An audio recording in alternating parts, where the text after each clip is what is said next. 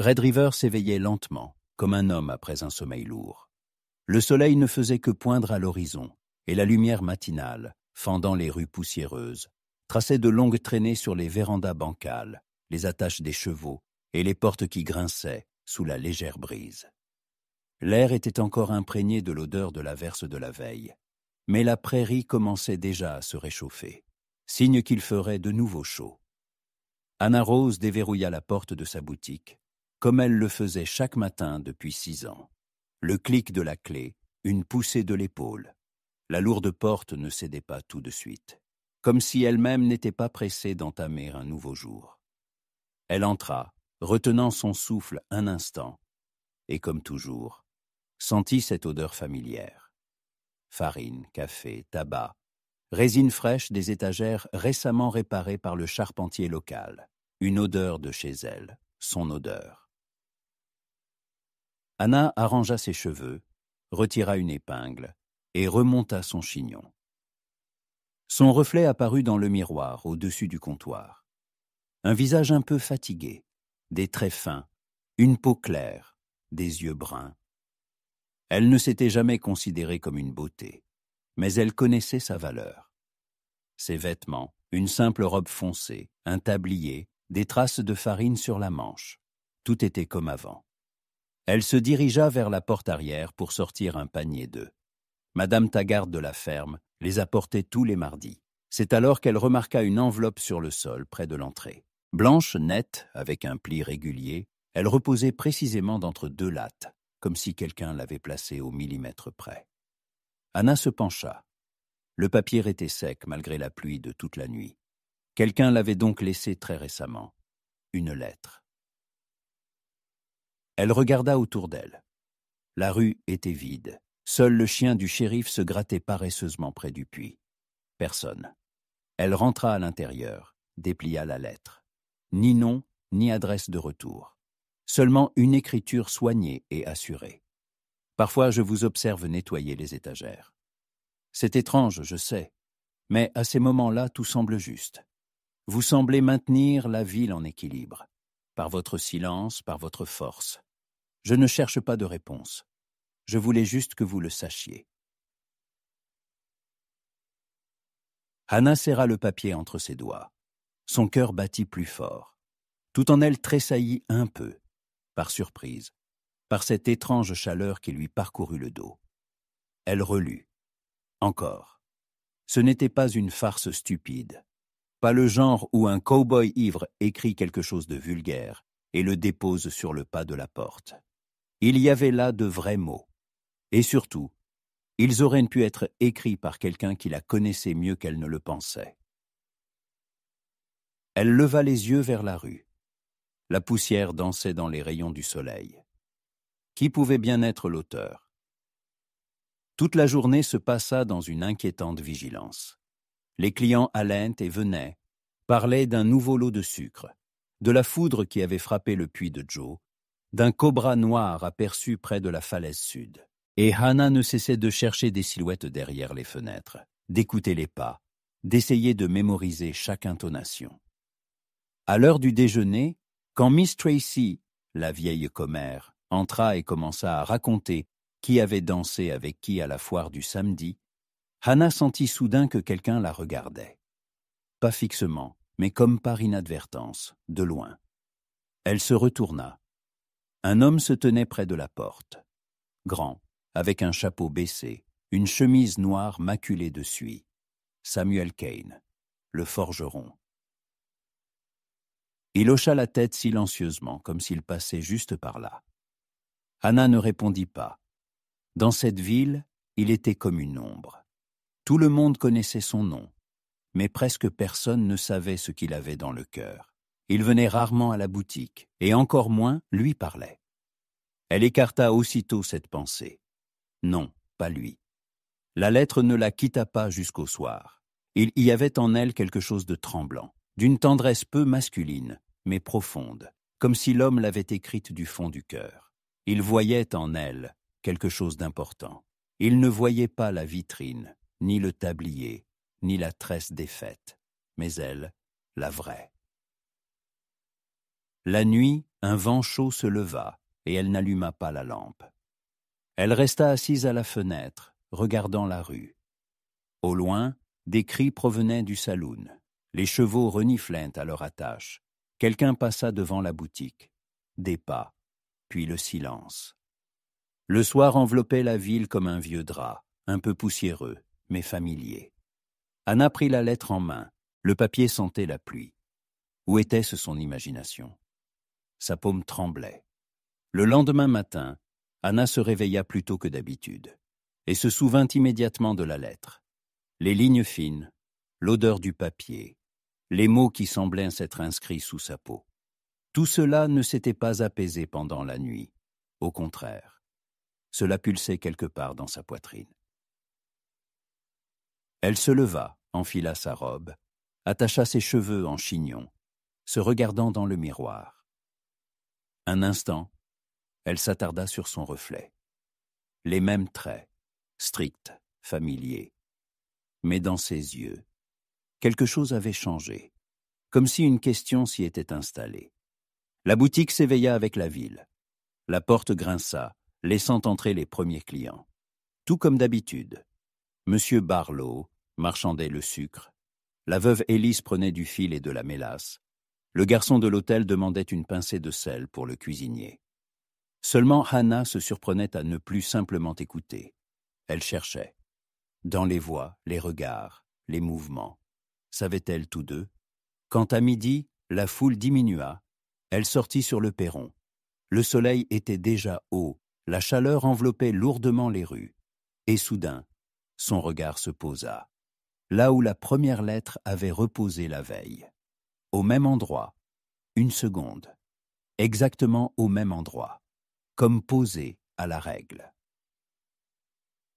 Anna se pencha, la ramassa. Sur l'enveloppe, la même écriture, ni nom, ni adresse, seulement à l'intérieur, des lignes. Vous ne devinerez jamais combien de personnes vous croisent et pensent vous connaître, mais elles ne voient que ce qu'elles veulent. Et vous, vous êtes comme le soleil à travers les nuages, authentique quand tout semble caché. J'étais de nouveau près de vous aujourd'hui. Pardon de n'avoir rien dit. Je n'ai simplement pas pu. Elle serra la lettre. Son cœur frappa sa poitrine comme un oiseau, contre une vitre. Quelqu'un la voyait, la remarquait, et se taisait. Qui était là? Le matin, il y avait Ben, le jeune homme de la pharmacie. Puis le père de Brenda était passé. Puis Samuel. Il était passé sans jeter un coup d'œil, dans sa chemise poussiéreuse, comme toujours, comme dissous dans la chaleur et le feu de la forge. Lui? Non? Ou peut-être? Anna rangea la lettre dans le tiroir sous le comptoir. Elle s'assit devant le livre de compte, mais les chiffres se brouillaient comme de l'eau. Elle ne pouvait pas penser. Elle ne pouvait pas arrêter de ressentir. Le soir, après avoir fermé la boutique, elle resta longtemps à la fenêtre. La nuit tombait doucement, enveloppant la ville dans la pénombre. La lumière des lampes à pétrole au loin, des îlots jaunes sur fond d'obscurité. De la forge, au bord de la rue, une lumière brillait encore. C'est là que vivait Samuel. Il travaillait tard, comme toujours. Anna prit une tasse, versa de l'eau, mais n'en but pas une gorgée. Il était silencieux, renfermé. Il parlait peu, levait rarement les yeux. Mais dans ses mains, dans ses mouvements, dans la façon dont il forgeait des fers à cheval ou réparait des roues de charrette, il y avait quelque chose de doux, d'humain, caché comme de l'or sous une couche de minerai. Elle se souvint que quelques semaines plus tôt, il lui avait réparé le gond de la porte. Il n'avait pas dit un mot. Il l'avait simplement fait. Puis il était parti. À l'époque, elle n'y avait pas pensé. Peut-être qu'il avait juste peur. Un jour plus tard, une troisième lettre, déjà à l'intérieur de la boutique, directement sur le comptoir, sous un tissu, comme si elle avait été posée pendant qu'elle ne regardait pas. Quand vous riez, ne serait-ce qu'un peu, juste du coin des lèvres, il devient plus facile de respirer. Je sais que je n'ai pas le droit à ces mots, mais ils s'écrivent d'eux-mêmes, de vous-même. Vous les lisez maintenant, et moi, peut-être, je suis à côté. ou je suis déjà parti. Mais toujours, je pense à vous. Sa poitrine se serra de nouveau.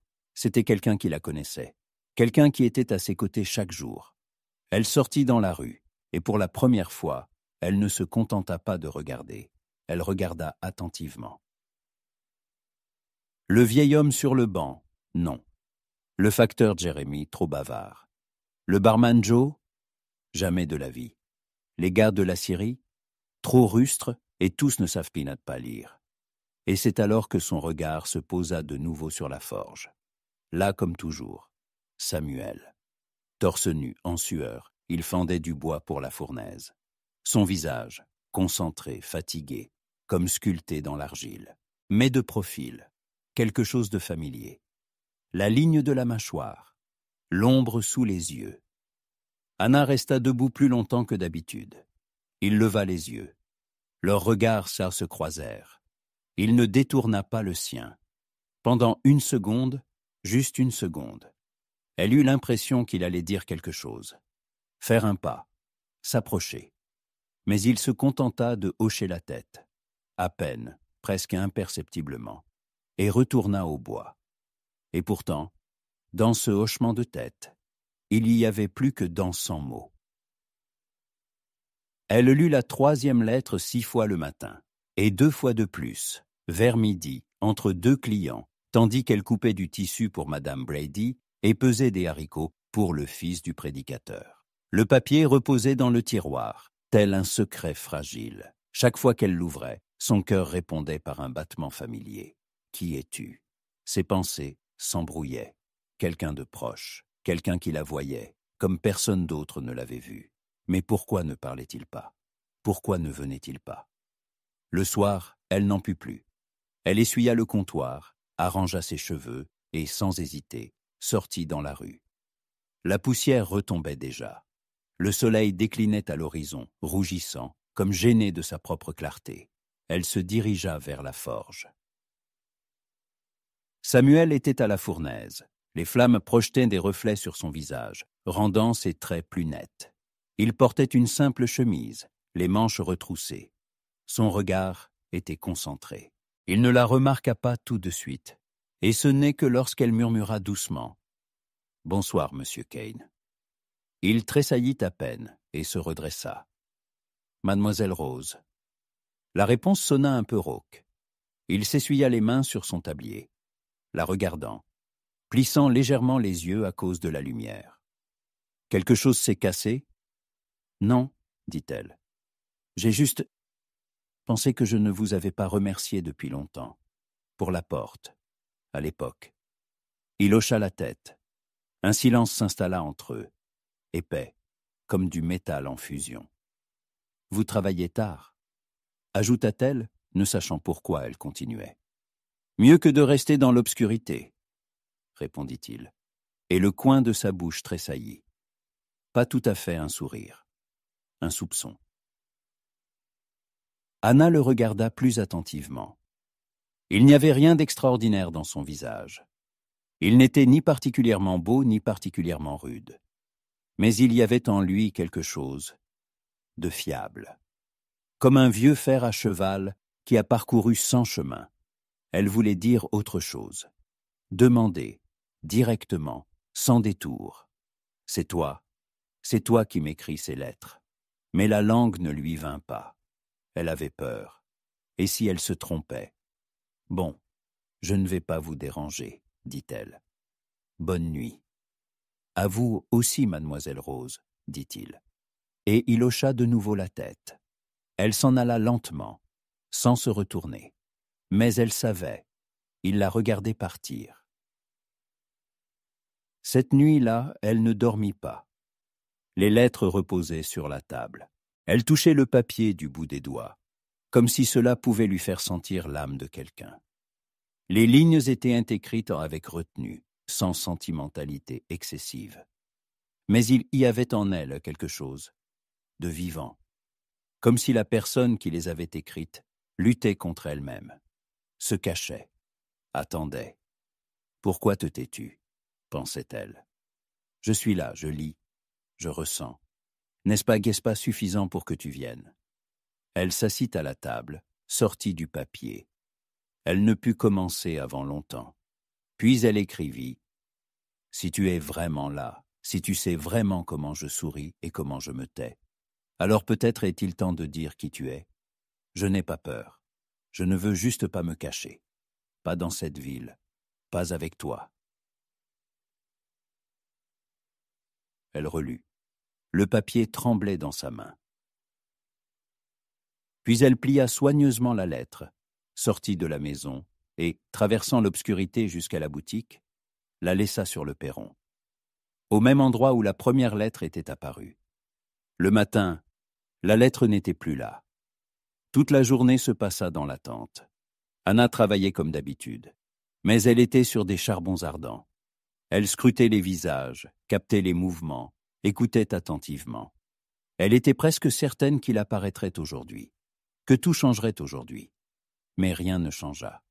Samuel était passé dans l'après-midi. Il avait demandé des clous, payé, dit « merci ». Elle le regarda fixement, et il soutint son regard, calmement, sans la moindre gêne.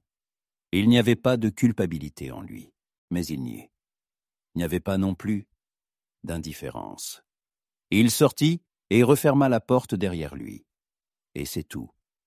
Le soir, une 4e lettre. À l'intérieur, succinctement. « J'ai lu la tienne, et j'aimerais être celui que tu attends. Mais peut-être, je suis précisément celui que tu n'aurais jamais choisi. Pardon. » Anna serra la lettre si fort qu'elle faillit se déchirer. Son cœur devint froid. Qu'est-ce que cela signifiait? Il refusait, ou il avait peur. Le soir, en s'endormant, elle pleura pour la première fois, doucement, pour que même l'oreiller ne l'entende pas. Ces derniers jours, Anna avait commencé à remarquer en elle ce qui n'y était pas auparavant. Pas l'inquiétude, non. Elle la connaissait bien, et pas la solitude. Elle vivait avec elle depuis longtemps, comme une ombre derrière elle. C'était une attente impatiente, presque enfantine. Une chaleur dans la poitrine, comme avant quelque chose d'important, comme avant un saut. Mais maintenant, une autre chose s'y mêlait, le doute. Qui était-il? Pourquoi ne venait-il pas? Avait-il peur? Honte? Ou n'était-ce pas du tout celui auquel elle pensait? Le 5e jour, une nouvelle, mais pas dans une lettre. Pendant une après-midi paresseuse, quand la chaleur clouait la ville au sol et que même les chiens gisaient, la langue pendante, Miss Tracy entra dans la boutique. Une femme aux yeux de faucon et à la voix grinçante comme celle d'une charrette non graissée. « Anna, tu n'as pas entendu ?» murmura-t-elle, presque avec délectation. « Notre forgeron écrit quelque chose le soir. Il est assis sur son perron et écrit, longtemps. Puis il brûle le papier. Et parfois, il va vers le centre-ville. Qui sait, peut-être a-t-il une maîtresse. Tu imagines? Qui aurait pu le croire? » Anna faillit laisser tomber le pot de haricots. « Tu es sûre ?» demanda-t-elle aussi doucement que possible. « Hier, je l'ai vu moi-même. Je revenais de chez Madame Greaves, il était tard. Il était assis près du lampadaire, écrivait. Puis il s'est levé et est parti en direction de la boutique. J'ai pensé, étrange. Et puis il est revenu, seul. Le silence entre elles était plus épais qu'il n'aurait dû l'être. Anna regardait la femme dans les yeux, mais n'entendait déjà plus un mot. Le soir, elle sortit dans la rue plus tôt que d'habitude. Le soleil venait de se coucher. L'air, épais, sec, sentait le fer et la suie. Elle se dirigea vers la forge, lentement, sans plan, juste pas après pas. La porte était entr'ouverte. La lumière, faible. Il était assis à la table. Il écrivait. La lampe à pétrole tremblait, projetant des taches sur les murs. Il portait une chemise ordinaire, assombrie sur les épaules. Ses doigts, maculés de suie, mais tenaient la plume avec légèreté, comme une plume d'oiseau. Il ne la remarqua pas tout de suite. Anna resta immobile. Il regarda. Leurs regards se croisèrent. Les secondes s'étiraient. comme des gouttes de miel. « Vous, » commença-t-elle, « c'est vous ?» Il ne répondit pas, mais il ne détourna pas non plus le regard. Sur la table, sa lettre, le même papier, plié avec soin. Le relisait-il ? « Pourquoi ?» murmura-t-elle. « Pourquoi n'avez-vous rien dit ?» Il se leva lentement, s'approcha, ne la toucha pas, se contenta de regarder. « Parce que je ne croyais pas en être digne, » dit-il doucement. « Je ne sais pas parler comme j'écris. Et toi, tu vis dans la lumière. Et moi, dans la poussière. Ce n'est pas à toi de décider qui est digne, » dit-elle d'une voix légèrement tremblante. « Tu m'as vu, la vraie, et moi pendant tout ce temps, je n'ai même pas regardé dans ta direction. Et pourtant tu étais là. » Il la regarda silencieux, ses yeux, fatigués, profonds, comme un vieux lac ayant traversé plus d'une sécheresse. Il fit un pas de plus. « J'avais peur de t'effrayer. Le fossé entre les mots et la vérité est trop grand. » Elle fit un pas vers lui, un autre. Maintenant, ils étaient presque côte à côte. Il leva lentement la main, mais ne la toucha pas. Seulement le regard. Un tel regard que tout en elle se froissa et se déploya de nouveau. « Dis-moi, » murmura-t-elle. « C'est toi. Tout ce temps, c'était toi. » Il hocha la tête.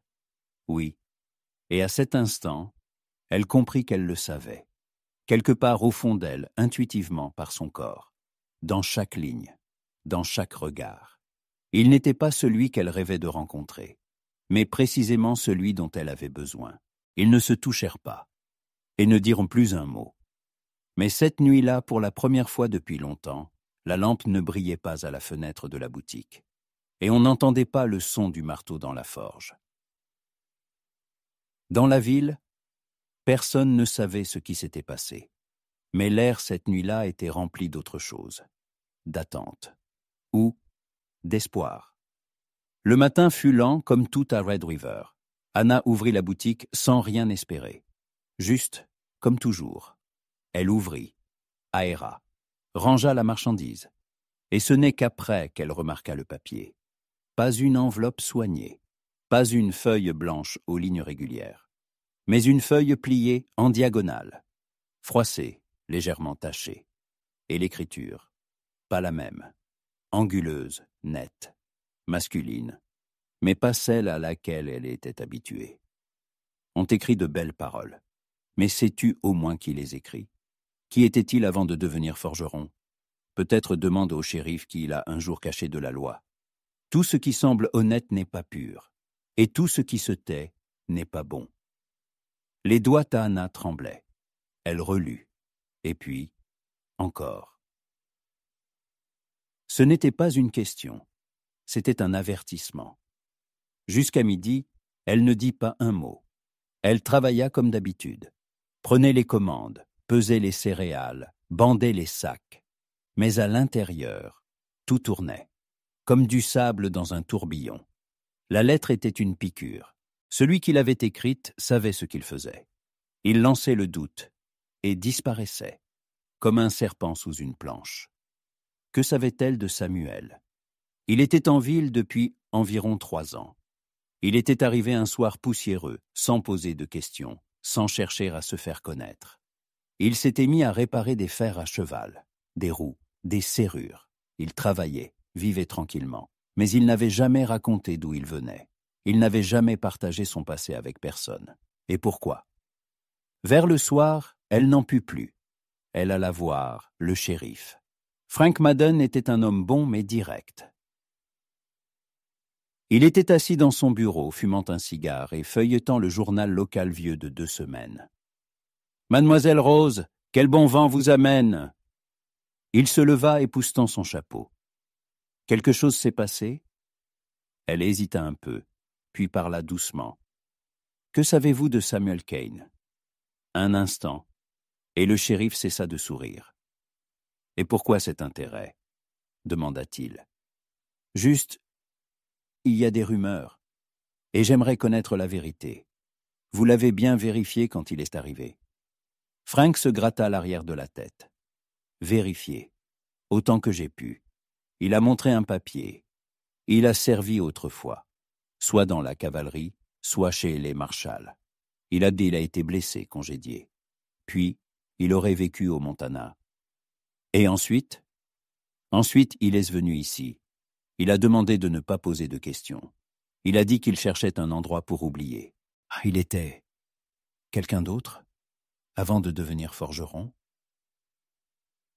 Le shérif la regarda longuement. Puis il soupira lourdement. Je ne sais pas, Hannah, mais je te dis une chose. Cet homme n'est pas quelqu'un qui fuit la loi. Il fait son travail. Il est honnête. Et s'il cache quelque chose, c'est qu'il y a une raison. Et peut-être pas devant la loi, mais devant lui-même. Le soir, Hannah s'approcha de la forge. Samuel était à l'intérieur. Il travaillait.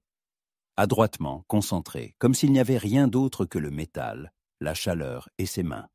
Elle entra. Il se retourna, la vit et s'arrêta. « J'ai reçu une lettre, dit-elle. » Il posa le marteau, s'essuya les mains, lentement, sans hâte. Mais elle vit. Ses épaules se tendirent légèrement. « Pas de toi, ajouta-t-elle. Quelqu'un essaie de détruire ce qu'il y a entre nous. » Il hocha la tête. Il resta longtemps silencieux.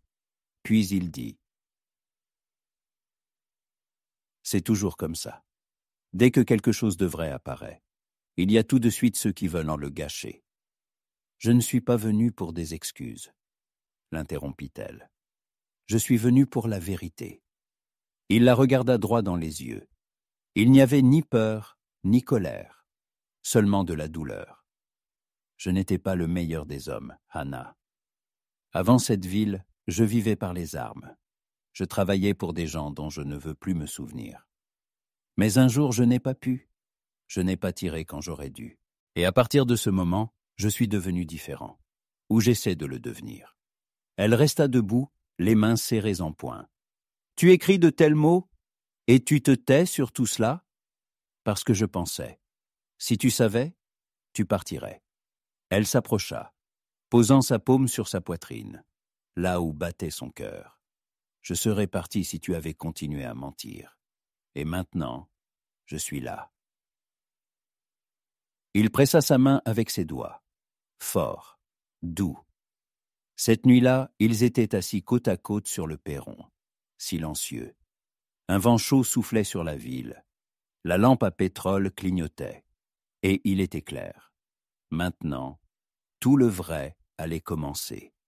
La nuit à Red River était tiède, mais pas chaude. Le vent touchait le visage comme une main pleine de sérénité. Sur le perron de la forge, 2 personnes étaient assises, Samuel et Hannah. Ils se taisaient comme ils savaient le faire, elle aussi. Mais il n'y avait pas de silence entre eux. Il y avait une compréhension. Tout ce qui s'était passé ces derniers jours se tenait entre eux, non pas comme un mur, mais comme un pont. Elle savait maintenant qui il était. Lui, que ses sentiments étaient réels. Et, quoi que les gens puissent en dire, personne ne pourrait les convaincre du contraire. Mais le matin n'arriva pas avec l'aube, mais avec des pas. Tôt, alors que la ville s'éveillait à peine, que les premiers coqs chantaient sur les toits, et que le soleil effleurait à peine les vitres poussiéreuses, un homme apparut devant la porte de la boutique d'Anna. Il portait un manteau sombre. Son visage était dissimulé par un large chapeau. Il n'entra pas. Il laissa juste quelque chose sur le perron et disparut sans se retourner. Quand Anna sortit, la lettre l'attendait déjà. Encore une écriture différente. Le même papier, un peu froissé, mais les lignes différentes, sèches, blessantes. Tu penses que que s'il ne tire pas le sang et se laver de lui? Tu penses qu'un homme peut simplement devenir différent? Certaines blessures ne guérissent pas. Ne te trompe pas. Il est toujours le même. Il se cache juste derrière toi.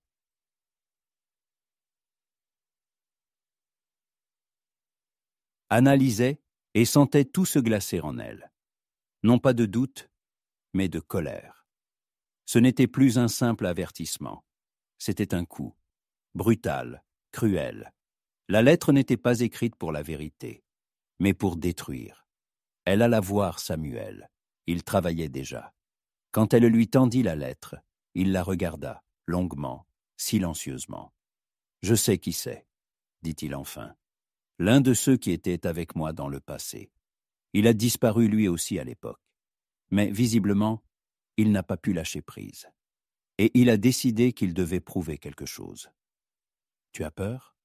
demanda-t-elle. Il secoua la tête. « Seulement pour toi. Je m'en sortirai. Mais toi, tu n'es pas obligé d'en faire partie. Si tu veux partir, je comprendrai. » Anna le regarda dans les yeux, et soudain, elle sourit, fatiguée, mais sincèrement. « Je ne partirai nulle part. Qu'il voie, qu'il sache. Je suis là, et toi aussi. » Il serra sa main, et dans ce geste, il y avait plus que dans n'importe quelle promesse. Le soir, on en parlait en ville. Quelqu'un avait vu Samuel dans la rue avec un pistolet à la ceinture. Quelqu'un avait entendu un homme s'approcher de la boutique, mais il était reparti sans entrer.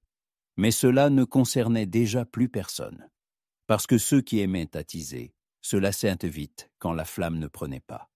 Samuel ne se cachait plus. Il commença à venir à la boutique pendant la journée pour aider. Anna restait avec lui à la forge le soir. Et dans ses jours simples, dans ses pas et ses mots, il créait le leur, nouveau, tranquille, authentique. Les lettres ne vinrent plus. Une seule fois, une semaine plus tard, quelqu'un laissa un morceau de papier devant la porte de la forge. Il y avait une seule ligne. « Considère que je t'ai libéré. » Ils n'en discutèrent à son pas. Ils jetèrent simplement la feuille au feu. Elle s'enflamma et disparut, ne laissant qu'une odeur de papier brûlé et un sentiment d'achèvement. Le temps passa. La ville continua de vivre. Certains partaient, d'autres naissaient. Certains se plaignaient du prix du sucre, d'autres de la poussière dans le puits. Et dans la boutique d'Anna, maintenant leur boutique commune, il y avait l'odeur du café, de la farine, du pain chaud et de la sérénité. Et parfois, quand le soir elle s'asseyait à la fenêtre, et lui, fatigué, ajoutait du bois dans le poêle, elle se souvenait de ses lettres, les premières, les vraies, celles où il écrivait sur elles comme s'il craignait d'être entendu. Et maintenant, il pouvait dire tout cela à voix haute. « Tu te souviens comme tu avais peur de me le dire ?» demanda-t-elle un jour. Il sourit sans lever la tête. « Et maintenant, je n'ai peur que d'une chose. »« De quoi ?» Il la regarda et répondit doucement. « De te perdre. » Anna se leva, s'approcha et l'étreignit par derrière.